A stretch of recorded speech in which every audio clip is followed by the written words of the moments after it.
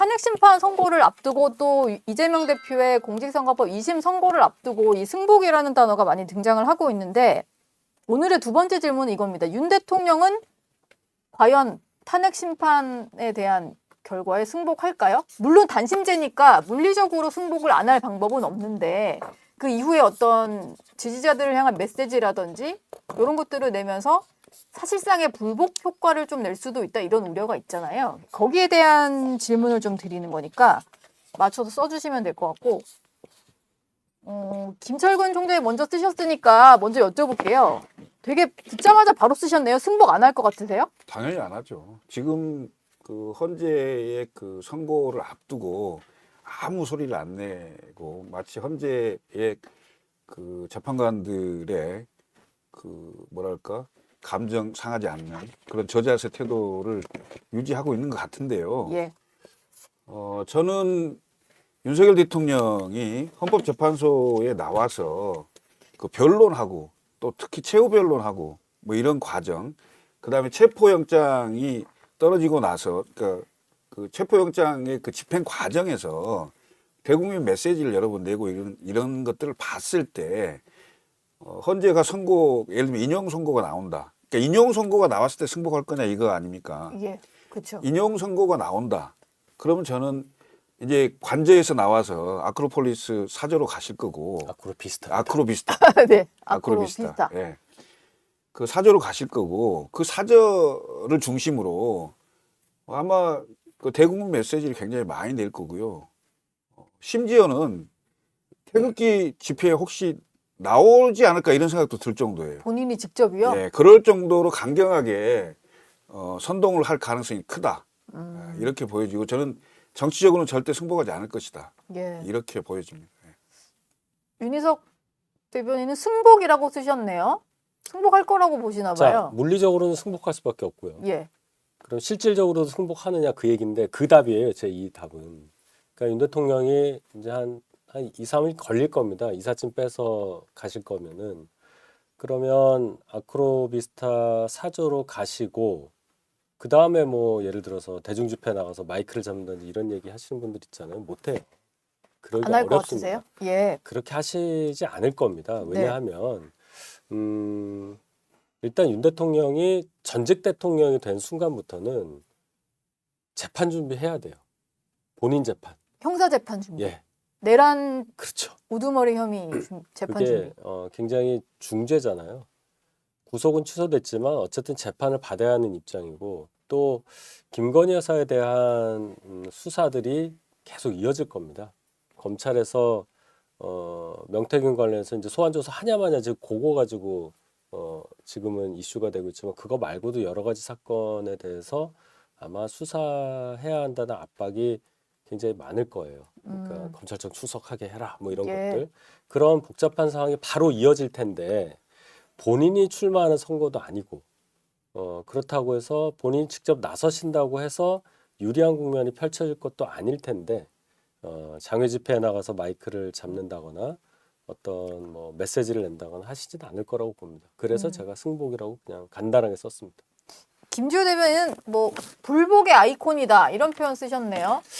과거를 보면은 현재를 유추할 수 있는데 네. 윤석열 대통령 지난 23년 강서 선거에서 대패했습니다. 강서구청장 그렇죠. 보궐선거. 김태우 씨를 사면 복권해서 출마시켰는데 네. 그때 대패했는데 그때 국정 기조를 좀 바꿨다면 어땠을까? 자, 지난 24년 총선에서 또 대패했습니다.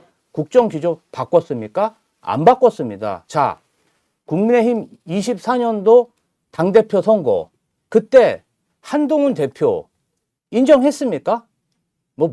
선거 기간 중간에 문자 일식부터 시작해가지고 당대표로 엄연히 뽑힌 당대표 인정하지 않았습니다. 예. 여기 지금 보니까 당대표로 인정받지 못하신 분들의 어떤 그걸 측면이다. 이제 윤석열 대통령이 그러네. 불복하면서 굉장히 피해를 보신 분들이라고 불복의 생각하는데요. 피해를 보시는 분들. 윤석열 대통령에게 저희가 느끼는 어떤 그런 것은 민주주의의 기본인 승복이라든지 포용 이 두 단어가 없는 사람입니다. 이 사람은. 그렇기 때문에 네. 사실은 헌법재판관 최후 변론 때 많은 언론 많은 보수 언론에서 승복 메시지를 좀 내달라 그런 주문들이 많았는데 끝까지 외면한 게 윤석열 대통령 아니었습니까? 그렇기 네. 때문에 헌재 판결에서 만약에 인용이 나올 경우 절대로 승복하지 않는 그럼 불승복, 불복의 방법이 뭐냐?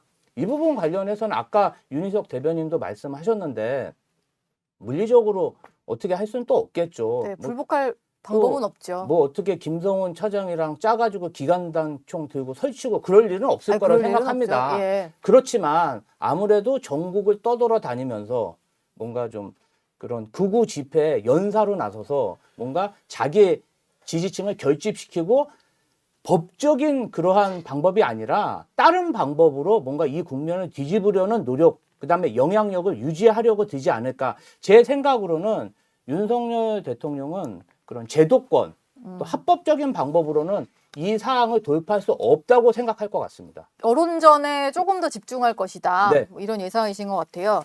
오늘 뭐 친명 좌장, 뭐 친명 표현 안 쓰신다고 했는데 어쨌든 정성호 의원이 이런 얘기를 했고요. 비슷한 얘기예요. 윤 대통령이 탄핵 불복할 가능성이 아주 크다 이런 얘기를 했고 또 친한계 일각 뭐 신지호 전 의원이라든지 이준석 의원 같은 경우는 탄핵이 인용될 경우에 대통령이 사저 정치를 할 거다 이런 예상을 좀 하더라고요. 근데 윤희석 대변인은 조금 전에 얘기를 들어보면 뭐 그렇게까지 안 할 것처럼 얘기는 하셨는데 사저 정치도 안 할 것 같으세요? 아니, 그러니까 그거는 뭐 사저 정치라는 게 사저에서 뭐 뭐라 했어요? 거기서 뭐 국무회의를 할 것도 아니고. 본인이 싫어하는 대선 주자가 당 후보가 안 되게 메시지를 낼 수는 있잖아요. 제가 볼 때는 아마 아크로비스타에 적어도 일주일 정도는 그 앞에서 윤 대통령 그 지지 집회가 있을 거고 방송 중계차도 막 몇 대 와 있고 뭐 그럴 겁니다. 거기에 유력 잠재적 대선 주자 더하기 당내 유력한 의원들 계속 갈 거예요, 집에. 좀 가서 방문을 하겠죠. 예, 메시지를 또 전달해주고 이러겠죠. 그렇죠.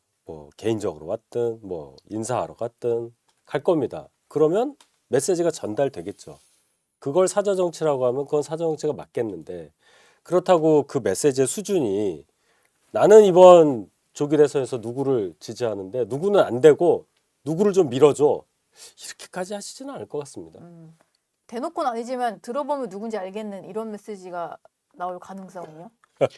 이게 지금 그 윤석열 대통령이 이제 그 인용이 되고 나면 이제 관제에서 사저로 가고 사저에 그 가 있는 동안에 일단 국민의힘의 그 경선이 돌입될 거 아니겠습니까? 네. 지금 당원 50% 아마 여론조사 50%로 돼 있을 것 같은데 당원 같은 경우는 거의 뭐 오른쪽에 치우친 분들이 많을 거고 그러면 윤석열 대통령의 입김이나 영향력이 굉장히 셀 거고요. 그다음에 여론조사도 굉장히 착시 현상이 지금까지 좀 있었던 거고 과대대표되는 이런 상황이 있어서 그 여론조사마저도 굉장히 오른쪽에 지지하는 사람이 많을 건데 그러면 당내 경선 후보들을 비롯한 여러분들이 사죄를 찾을 거예요. 예. 그리고 사죄를 찾을 거고 그 사죄를 찾는 상황에서 방금 말한 대로 메시지가 나오겠지만 그 사죄에서 머물러 있는 상태에서 사죄 정치만 할 거냐 아니면 진짜 완전히 판을 한번 뒤집어야 된다 이런 생각을 할 거냐 저는 후자도 갈 수도 있다 이거예요. 왜? 아까도 말씀드렸듯이 전직 대통령이 되고 모든 걸 다 잃었는데 오직 믿을 수 있는 건 민심과 여론밖에 없어요. 이것을 본인 위주로 가져가려면 그렇게 해서 재판에 대비를 해야 된다고 생각할 거예요. 그래서 극우 유튜버들이 준동도 있을 거고 이런 상황에 저는 거기에 올라탈 가능성도 배제할 수 없다. 사저에만 머물지 않고 그렇습니다. 밖으로 예. 나올 수 있다. 그럴 가능성도 있어요. 근데 그런 상황들을 오히려 내가 봤을 때는 국민의힘의 대선 주자나 국민의힘의 의원들이 일찍 끊어내지 못하고 계속 끌려가는 거예요. 뭐 그런 상황이 되지 않겠나고 예측이 돼요. 실제로. 예. 김지호 대변인은요? 제가 볼 때는 윤석열 대통령이 구치소 정치도 했는데 사저 정치 안 하겠습니까? 구치소에서 국민의힘 그 지역위원장들이 떡국 올려놓고 세배도 했어요. 네. 그리고 심지어 나경원, 김기현, 윤상현 사실 이분들이 대권 후보이기보다는 당대표 후보군들이잖아요. 당권 주자들. 예, 당권 주자들은 이미 다음 당권 주자들에 대한 어떤 정치는 구치소부터 시작을 했기 때문에 대권 후보 사실 그 부분과 관련해서는 아직까지 접촉이 미흡했지만 본인이 탄핵 인용이 됐을 경우에는 후보 관련해서 저는 정치를 할 거라고 생각합니다. 구치소에서 했는데 사저에서 안 한다? 이것은 저는 좀 아니라고 보고요. 이제 탄핵이 정말 확정되면 저희가 생각한 것보다 더 적극적으로 정치에 개입할 가능성이 높다. 저는 그것뿐이 없다고 생각합니다. 예. 남은 카드는 그거밖에 없을 것이다. 법적으로도 안 되고 네. 지금 본인이 사실상 보수 극우 유튜버들과 극우 지지층들에게 사랑을 많이 받고 그 영향력은 모두에게 보여준 거 아닐까요? 그 영향력을 그리고 굉장히 감격스러워 하잖아요. 예. 항상 얘기하잖아요. 아, 여러분들이 나를 도와주셔서 정말 감사하다. 너무 좋아하고 있기 때문에 아마 그런 영향력을 계속 행사하고 노력할 거라고 봅니다. 알겠습니다. 마지막 질문을 좀 드릴까 하는데 윤 대통령 하면 또 실과 바늘처럼 따라다니는 분이 이재명 더불어민주당 대표인데요.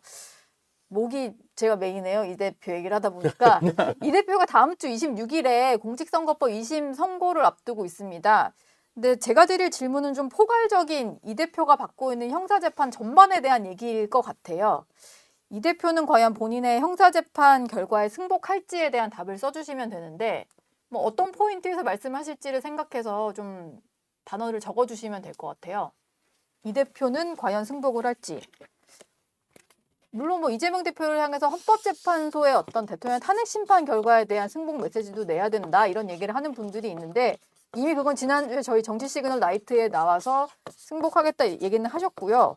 본인의 사법 리스크 문제에 대해서는 이게 명확하게 받아들이겠다, 어떻게 하겠다 이런 얘기는 안 하셔서 그 질문을 좀 드릴게요. 김지호 대변인이 가장 먼저 쓰셨는데 0.73%의 승복? 저는 이거 무슨 이재명 얘기일까요? 대표가 어떤 정치적인 활동 관련해서 여태까지 승복 안 한 적이 없었습니다. 제가 그 부분 잘 지켜봤고 지난 대선에서도 저희가 0.73% 패배했지만 가장 빨리 승복 메시지를 낸 게 후보 자신이었습니다. 지금 생각해보면 윤석열 대통령이 0.73%로 패배했다면 그런 승복 메시지를 빨리 낼 수 있었을까? 저는 민주주의 관련해서 원칙을 이재명 대표가 지켰다고 생각하고요. 선거법 위반 관련해서 재판 관련해서도 재판에서 만약에 결과가 안 나온다고 해서 저희가 어떻게 불복할 방법이 없습니다. 저희가 뭐 법원을 약탈하겠습니까? 아니면 그런 유도를 하겠습니까?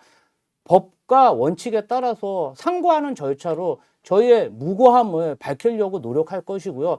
이거 관련해서 저희는 기본적으로 대선 주자로서 윤석열 대통령이 말한 그 수많은 거짓말에 대해서는 선거법 위반 기소를 안 당하고 0.73% 패배로 진 승복한 야권 대선 주자에 대해서는 이렇게 탄압한 건에 대해서 억울한 면이 있지만 법적으로 저희의 무고함을 밝히기 위해서 최선을 다할 것이다. 이렇게 말씀드립니다. 예, 김철근 사무총장은 탄압으로 생각할 거다. 본인의 형사재판 결과에 대해서요. 그렇습니다. 이게 정치 검찰의 야권 탄압으로 생각을 하겠죠. 더군다나 방금 얘기했던 식으로 격차가 0.73밖에 안 났는데 내가 그렇게 했음에도 불구하고 승복했는데 나를 이렇게 탄압한다. 나는 잘못이 없다. 이렇게 얘기할 거. 어떤 그 법적인 제재가 들어와서 오더라도 예를 들면 그 선거법에 의해서 대법원 판결까지 나서 출마 자격이 없어지는 경우가 아니라면 이렇게 생각하고 탄압으로 생각하고 무조건 출마를 한다. 심지어는 옥중 출마도 강행할 사람으로 보입니다. 제가 봤을 때는. 옥중 출마도 강행할 사람이다. 예. 왜냐하면 그렇게 출마해도 경선하면 민주당은 최소 7대3, 8대2로 이재명 대표가 될 거니까요. 그러니까 지금의 당원 구조가 그런가요? 지금 예를 들면 민주당의 경선은 뭐 하나 말하죠. 예. 사실 그런 구조로 돼 있기 때문에 어떤 경우가 되더라도 본인은 이 코스프레를 할 겁니다. 뭐 이재명 대표가 지금 재판에 계류되어 있는 그 여러 가지 사법 리스크에 대해서 본인이 예를 들어서 뭐가 잘못이 있다든가 뭐 그럴 수도 있겠다든가 고개를 끄덕인다든가 이런 경우는 하나도 없을 겁니다. 모두가 다 정치 검찰에 의해서 나는 야권 탄압을 받는 대표 주자다. 네. 내가 대통령이 되려고 하니 이렇게 탄압하는 것이다. 라고 주장을 하고 합류한다 이 말씀 드린 거죠. 아까 뭐 옥중 출마 얘기하셨는데 윤희석 대변인도 비슷한 아예 얘기네요. 출마 그냥 강행. 제가 썼잖아요. 출마 강행. 출마 강행. 네. 그러니까 사법 리스크에 대해서 그 본질적인 질문에는 답을 안 할 거예요. 이게 뭐 유죄가 2심까지 예를 들어 난다. 그 선거법 관련해서 그것도 그냥 뭐 대법원 아직 안 났다. 뭐 그것도 언급 안 할 거예요 아마. 그다음에 위증교사 관련해서도 뭐 별 얘기 안 할 거고 나머지 3개 재판에 대해서도 그건 뭐 멀었다더니 아직 뭐 1심 선고도 안 났으니까요. 그냥 넘어갈 거예요. 예. 결론은 그 모든 거에 대한 재판에 대한 얘기는 이거 출마 강행으로 넘어갈 거다. 왜냐하면 그걸로써 본인의 어떤 무죄 주장을 입증하겠다는 논리를 펼 거거든요. 예. 그러니까 출마를 해야죠, 무조건. 네. 뭐 옥중 출마, 뭐 감옥에 들어가실 일은 당분간 없을 것 같고, 어쨌든 출마 강행하면서 전혀 그 얘기는 안 한 상태에서 앞으로만 보는 얘기만 할 테니 결론은 사법 리스크가 출마 강행으로 연결되는 그 지점에 있어서는 아무런 장애물이 없는 거죠. 오늘 저희 오전에 정치 시그널에 출연하셨던 이낙연 전 총리 그리고 이준석 의원은 또 다른 라디오에서 이재명 대표가 만약에 다음 주에 있을 공직선거법 2심에서도 유죄 판결을 받게 된다면 대선 전에 최종심의 신속한 선고를 촉구해야 한다. 그래야 유권자들이 봤을 때 오히려 이재명 대표를 신뢰하고 지지할 수 있다. 뭐 이런 취지의 얘기를 했어요. 김지호 대변인 지금은 약간 저의 말을 좀 납득하지 못하는 표정으로 듣고 계신데 예, 뭐, 이런 좀 조언에 대해서 좀 어떻게 생각하세요? 글쎄요, 그분들이 이재명 대표를 본인들의 어떤 라이벌이라고 생각하시는 분들이잖아요. 그러니까 그분들의 바램을 얘기했다고 생각하고요. 뭐 가정을 전제로 얘기하는 것은 뭐 지향하진 않지만 뭐 26일 얼마 안 남았잖아요. 예. 다음 주면 판결이 낼 텐데 저희도 진짜 여권에서 얘기하는 그 사법 리스크, 정치 탄압 지긋지긋합니다. 뭐 다음 주 판결 날 건데 너무 앞서 나가서 얘기하는 부분인 것 같아요. 다음 주면 뭐 결판 날 텐데. 결판이 날 거니까. 뭐 네. 그것을 전제로 해가지고 아니 얘기하신 대로 만약에 안 좋은 결과가 저희한테 안 좋은 결과가 나오면 그걸로 또 많이 공격하실 거잖아요. 근데 뭐 그거 나지도 않았는데 그 나지도 않은 거 가지고 뭐 그걸 가지고 더 얘기한다? 그건 좀 빠르다고 생각하고요. 어쨌든 그 법 테두리 안에서 저희는 할 수 있는 구제 방안을 다 취해야 되는 게 맞고 이재명 대표가 현 시점에서 압도적 지지를 받는 지도자임은 분명하잖아요. 그런 네. 압도적 지지를 받는 지도자로 해서 국민 대다수가 얻는 그런 어떤 불이익을 당해서는 안 된다. 저희는 그렇게 생각하고 있습니다. 저희 근데 또 이재명 대표 관련해서 예측을 안 하면 오늘 토크할 얘기가 없어가지고 그러면은 두 분께는 좀 예측을 들어보도록 할게요. 이 대표가 유죄가 나온다고 해도 출마 강행할 거다라는 예상은 해주셨는데 유죄 판결 이후에 민주당 내 기류는 어떨지 그게 좀 궁금한데 이따가 뭐 김지호 대변인께도 여쭙겠습니다만 두 분은 또 그 소속 정당은 아니지만 그래도 얘기를 좀 전해 들으시거나 이런 게 있을 것 같아요. 어떤 일이 좀 펼쳐질까요? 말이 바뀔 거예요. 만약에 2심도 1심처럼 징역 1년이 나왔다. 그런 상태가 되면 전혀 다른 얘기가 되는 거예요. 네. 왜냐하면 일단 3심밖에 안 남은 상황이 되고 3심까지 기간이 있어서 그 사이에 대선이 있다 안심할 상황은 못 되죠. 그거 가지고 아무 문제 없다 이렇게 갈 수는 없을 거예요. 그래서 아까 저 앵커께서 말씀하셨지만 이재명 대표가 2심도 유죄일 경우에 3심 빨리 내려달라고 말씀을 하시라 하는 것은 이재명 대표를 위한 거예요. 약간의 도박이 될 수는 있어요. 그래도 대선 전에 나오기는 어려울 거예요. 그렇게 뭔가 본인의 무죄를 난 확신한다는 자신 있다. 그렇죠. 네. 그걸 주거나 또는 내가 유죄가 됐을 경우엔 결단을 내리겠다는 암시를 줘야 유권자에게 설득이 되는 거지. 거기에 대해서 아무 얘기도 안 하고 속으로만 대법원 제발 늦게 내주세요. 늦게 내주세요. 이런 인상을 주면은 본인한테 득표에 도움이 안 되죠. 자, 2심도 유죄면은 제가 늘 얘기하듯이 불안한 민주당 지지자들은 다른 생각을 할 거예요. 이거 2심, 3심 언제 나올지 모른다. 이런 생각을 하게 될 거, 그리고 공격을 할 겁니다. 네. 그러면 스페어 후보라고 제가 얘기를 하지만 다른 쪽에서 띄워주는 후보가 있어야 돼요. 이거 어떻게 될지 모르니까. 우리는 그 예를 알고 있잖아요. 2007년에 이회창 후보가 무소속으로 나갔을 때 뭐라고 그랬어요? 한나라당 이명박 후보를 난 지지는 하는데 BBK 관련해서 어떻게 될지 모르니까 내가 혹시 몰라서 내가 뛴다. 그리고 같이 갔어요. 예비 선수로 계속 뛰어보겠다. 15%나 얻었어요. 예. 그래서 이명박 후보가 50%를 못 넘었어. 저 정도영 후보 26%인가 나오고. 네. 그런 선거가 있었단 말이에요. 이번에도 비슷할 가능성이 있어요. 불안하다. 민주당 지지층은 불안하다. 이거 진짜 대법원이 일주일 안에 낼 수도 있는 거 아니야. 이게 먹힐 수 있는 가능성이 있어서 민주당 내 소위 비명계 주자들이라고 하는 분들이 어떤 식으로든 뭉쳐서 행동을 할 가능성이 높아질 거라고 저는 봅니다. 김철근 총장이 예상하시기에도 이런 비슷한 일이 좀 벌어질 것 같으세요? 근데 이제 그 헌재 판결이 언제 나냐에 따라서 다르죠. 헌재 판결이 대통령의 탄핵 예, 심판 선고요. 탄핵 심판 선고가 예를 들면 21일 날 나와서 한 5일 정도 차이 나면 이미 국면은 대선 국면으로 다 넘어가 있는 상태여서 만약에 탄핵이 된다면, 네. 예, 이재명의 2심 그 재판이 유죄가 나오더라도 언론의 조망을 받지를 못해요. 그래서 힘을 잃죠. 그래서 헌재 판결이 먼저냐, 이재명 대표의 2심 선고가 먼저냐, 이걸 가지고 정치적 유불리를 따지는 상황이 되는 거겠죠. 예. 그리고 이제 그 민주당 내에서 예를 들어서 헌재 판결이 2심보다 늦게 있을 경우, 그러니까 2심이 먼저 있을 경우는 민주당 내에 상당한 파란이 일 수 있다. 과연 이재명 대표가 본선 경쟁력이 가능하겠냐, 이거 하나 있을 거고, 또 완주를 할 수 있겠냐? 예, 또 이런 하나는 문제요? 네. 또 하나는 헌법 84조입니다. 상대 후보들이 헌법 84조를 다 얘기할 거거든요. 네. 대통령이 재임 기간 중에 있었던 일이 아닌 대통령이 재임되기 전, 선출되기 전에 재판에 이미 기소가 돼서 재판을 받고 있는데 이걸 대통령이 됐다고 해서 그 수습시키고 안 할 거냐. 이거에 대한 국민적인 논쟁이 엄청나게 될 겁니다. 이거에 대해서 그러면 선거에 그거 자체가 영향을 엄청나게 미치는 상황이 될 거거든요. 그래서 이런 여러 가지 점들을 보면 헌재의 선고 기일이 굉장히 중요하고, 그 다음에 민주당 내가 지금 현재의 대의원 구조나 당원 구조로 봤을 때는 이재명 대표를 어떤 누구도 흔들 수가 없을 겁니다. 네. 흔들 수 없는데 대신 제3의 플랫폼에서 아까 얘기했듯이 비명계와 다른 정당이 연합을 해서 이른바 스페어 후보가 나갈 수는 있겠죠. 나갈 수는 있겠죠.